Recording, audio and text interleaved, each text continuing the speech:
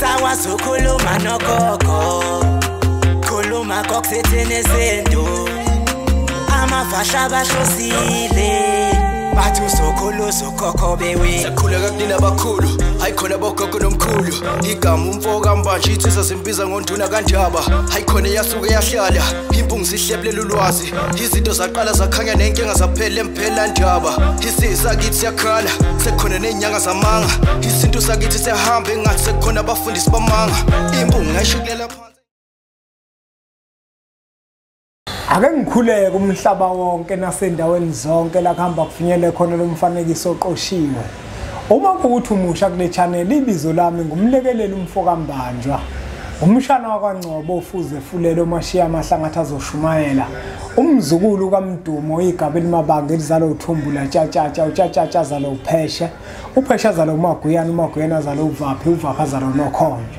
Nanamuhla bafowethu angihambi ngedwa ngihamba naye uNcwane. Ncwane niyaphila? Baba sivukile njani baba? Hayi siyaphila mnene wethu. Ngiyafisa ukuthi ababukeli ubachazele ukuthi uNcwane uyahlola akahloli. uNcwane umthandazi noma uyinyanga eyathwasa noma eyathwala.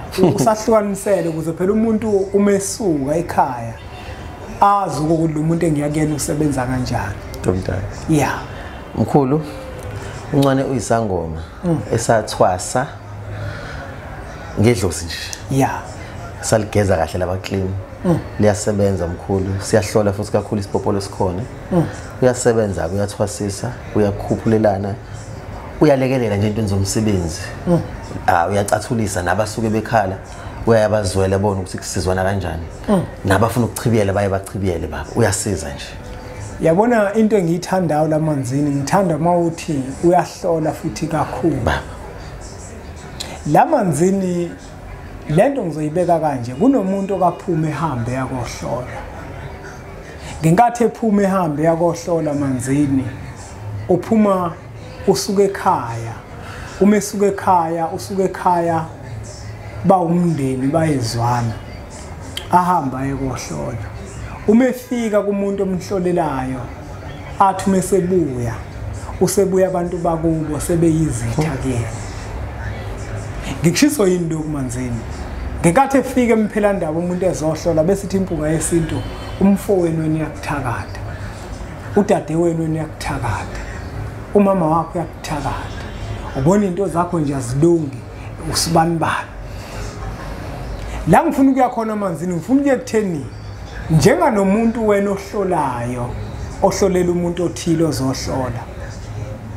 Wahlukanisa kanjani ukuthi lento ekhulunywayo ngalomuntu kufanele ngimtshele lena kufanele ngiyigodle? Nkosi yami. Wahlukanisa kanjani? Mhlambe nabanye abantu abavele badedele yonke into. Kukhona mhlaba bazokufunda ngale nkulumo ngoba akufunakala ukuthi kuze kuphenduke ihlava. Nkosi yami. Ukuthi ukuhlola kuyinto ebhedayo ngoba kuyayiqhatha imindeni. Kanti umuntu uhluleke ukwahlukanisa into ekufanele ayidedele nekufanele ayigodle. Akusenzele kuba unogwaja omhlophe ugijima ehlungwini ukuthi okunjani okudedelayo okunjani kufanele ukugodle. Nkosi yami. Mhlambe ngizoqala kanje mkhulu. Umuntu mayezohlola usuke ezofuna ukuphila. Kunjalo. Usuke ekhungathe okumkhungethe efisa ukuthola impilo. Ekusuke kufanele ugade mawuhlolela umuntu ikakhulu kuvela omunye umuntu. Ukukhumbula ukuthi ezintweni zokuganga uyakwazi ukuganga uzithibe ngomunye umuntu. Ngichaza ukuthini? Umuntu wasemndenini uyakwazi uma ngabe egadla bese kodwa ayithiye ngomuntu osondelene wena naye. Aqashe ukuyena ugangayo. Into esuke ifuneka kumuntu osuke ebheka ngesipopolo ile yokuthi yini ekhathaza umuntu olapha kimi manje. Lento umsuka wayo ukuphi ukuze aphile lo muntu manje leli thumba lifuna ukuqhumbuzwa kuphi. angeke kusize ukutshela umuntu izinto ezingeke zimlekelele ngaleso sikhathi. Mangizokutshela ukuthi kunje umama wakho, umne wenu, odade wenu, leyo nto angeke ikusize. Kodwa mangizothi kuwe asenzeni u1 2 no 3 ezidalweni ezikwembethe wena ukuze izinto zakho ziye phambili, lokho kuzokulekelela futhi angeke kubulale umndeni. Ake ngihlambuluke nje. Yeah. Uma ngabe ngenza inhlolo, yeah, umuntu engiyaye ngimkhiphele igama lomuntu kusuke kunesizathu ngempela mkhulu esibambekayo, noma uma ngabe sengizoze ngisho umuntu uzumbone kusuke kunesizathu esibambekayo.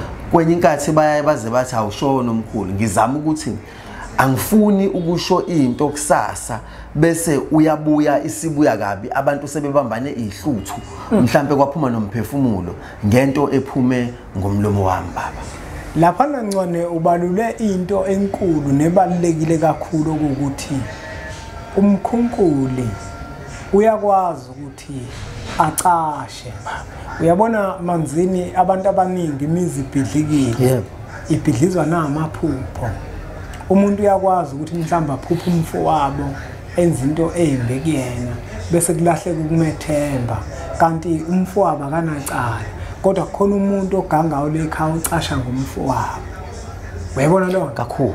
Manje lento ibalekile ngempela ukuthi uma uwumuntu ohlolayo ezinye zezinto ukwazi ukuzibamba, udedele lezo obona ukuthi izona ezizokwazi ukuthi zimsize. Nkosi yami. Uyabona lo Nkosi yami. Ake ngisho nje futhi mkhulu lento ngingayihlonisi. Uma ngabe umuntu eyohlola, nansi enye into eyimvama enyaye ngizwe nje ozakwethu masihleli.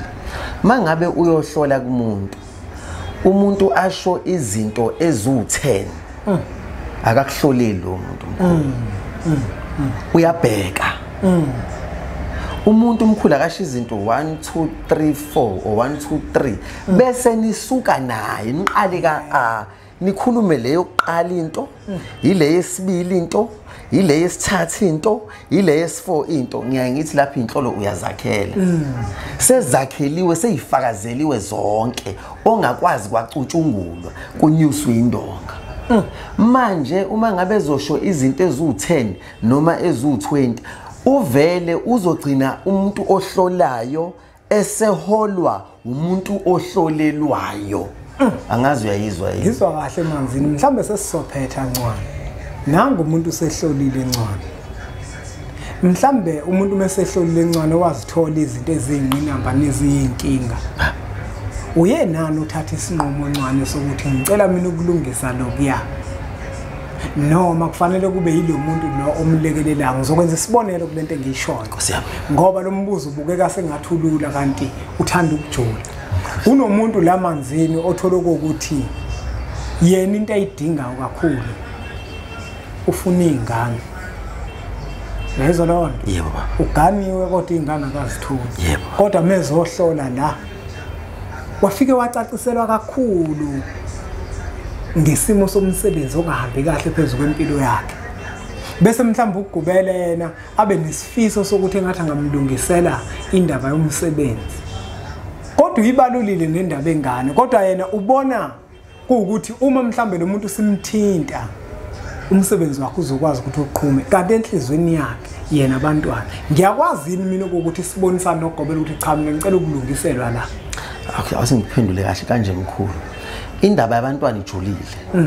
Uyabona wenza isibonelo ngento ejule kakhulu. Akekho umuntu onomntwana. Umntwana owabantu abadala. Thina sigadisiwe lezi ngane. Kunjalo qiniso. Uma ngabe inkinga yakho ukuthi awubathola abantwana, asibheke umgogodla la ekufanele basinike khona labantwana. Kuvimbephi? Uma ngabe kuvimbe ukuthi bafuna ulungisa izinto zabo zemimoya, asenze isivumelwano nabantu abadala ukuthi sicela ukuqala umntwana ngoba ilanga seliyashona.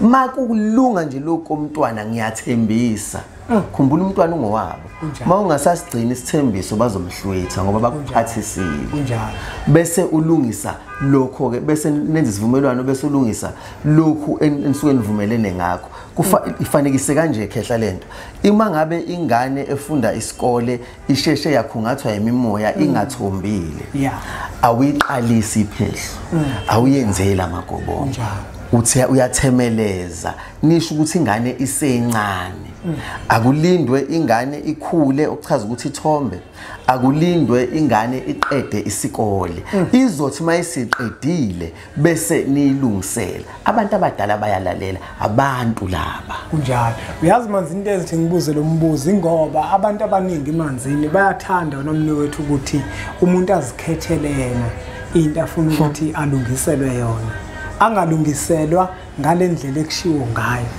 yebo lo ngizokwenza lesibonelo uthola ukuthi umuntu kufunakala amanzini ukuthi ahambe mhlamba ayongena esibeni yebo bese nathi kodwa ngeke siyolwandle hayi ngeke yebo lo bakhona abantu abanjalo manzini hayi ngiyavuma ingakho ngifisa ukuthi nawe ukuveza ukubaluleka ukuthi ngempela umuntu osukuye kuyena yokuhlolela uyena futhi ozokwazi ukutshela indlela yokulungisa leyo nokuthi kuphi ekufanele ukuthi niqale ngakho mhlawumbe emkhulu ake ngicela mina ukuyiphendula kanje le ndaba uma ngabe uzohlola kuvela izinto zakho kufunakala indlela yokuyilungisa lezi zinto zakho kube indlela mhlambe nawe osuke wayibona kodwa wangayiqondisisa kahle angazi uyangizwa yini noma uma kuyizinto ezijulile kubenziwe indlela ukuthi abantu bakho kodwa bafike nakuwe bakuvezele lento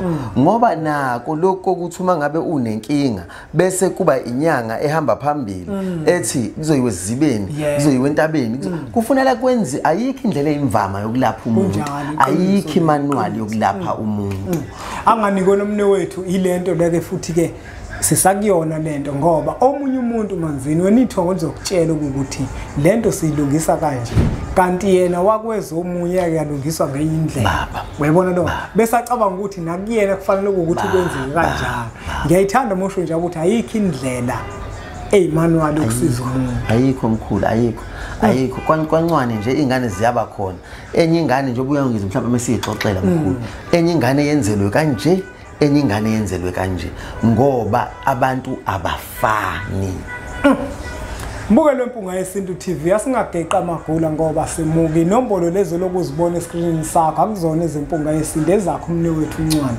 uyakwazi ukuthi umshayele uma ukuthi ufuna usizo wenza inhlelo zokuthi umbone bakuthola kuphi abantu manzini mkhulu ngikhona eThekwini ngiyatholakala kwaMashu nasePhayindani kodwa mkhulu kuyabhukwa inhlolo ngizenzela kwaMashu ukuze siye ePhayindani kusuke kuyinto mhlambe esuke idinga ukuthi sigcine sifike efinyelele ePhayindani ngoba indawo yami yokuzinza nabantu abami bese naseGoli futhi ngiyatholakala baba kodwa ngiyacela abantu bafone iqala ukuze ngoba ngithanda ukugcwala njengoba usho nje ngithanda ukumnika isikhathi umuntu ngiyathemeleza mina baba